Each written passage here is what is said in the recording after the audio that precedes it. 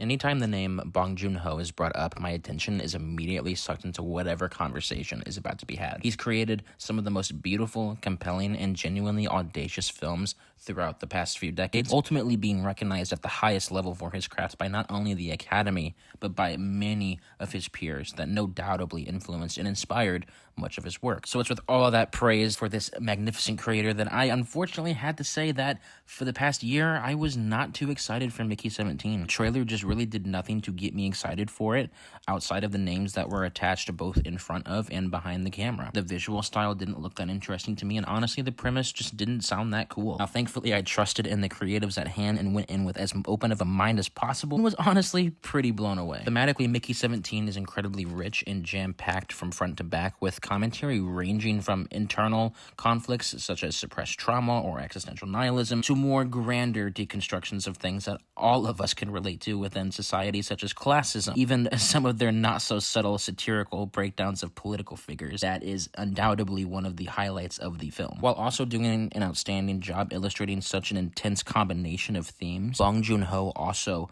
finds an outstanding way to balance all of these incredibly conflicting tones. This marriage of tones of feelings such as dryness with its comedy or the hypnotic vibe that brings us a little further into Mickey's actual psyche is really at the forefront in the most compelling artistic aspect of the film. For me, with this film, it's not really what's in front of the camera, rather it's a lot of the things that are going underneath the radar, a lot of the thoughts and conversations that this film is going to inspire. The cast for this film was also outstanding. I would not be surprised at all if this were to get a SAG Ensemble recognition next year if it ends up making it through the entire award season. Robert Pattinson was excellent. I mean, when is he not? He is clearly having so much fun with this role, and seeing his different takes on these variants of the same person is no doubtably a treat. But to me, the standouts were honestly his supporting cast members, whether it's Naomi Ackie, who delivers an equally hilarious yet heartfelt performance that was really, really needed for a film like this, while other people like Stephen Young, who typically in anything he plays, it is so incredibly hard to not just love him and love his character,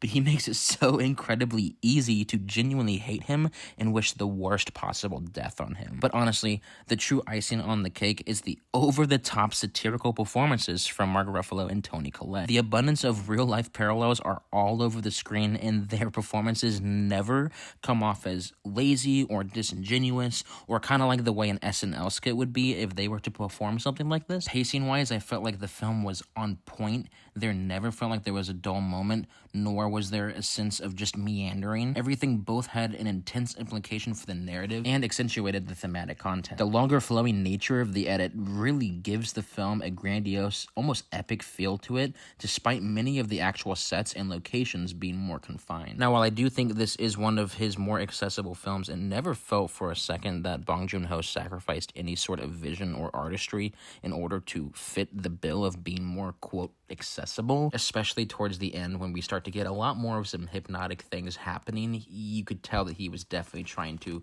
express a more complex thought. My dad, who also saw the film with me, really wanted me to shout out the sound of the film, all the way from the musical score to the alien creatures just trudging through the snow, the way that the snow follicles move against their feet. It sounds so realistic. It's so raw. It's like you're there on the planet. And honestly, as a whole, Mickey 17 is operating at the top of its game in nearly every aspect, whether it's costume design, sound design, production, directing, acting, writing, everything, except for maybe one. The film's visual presentation is really beautiful.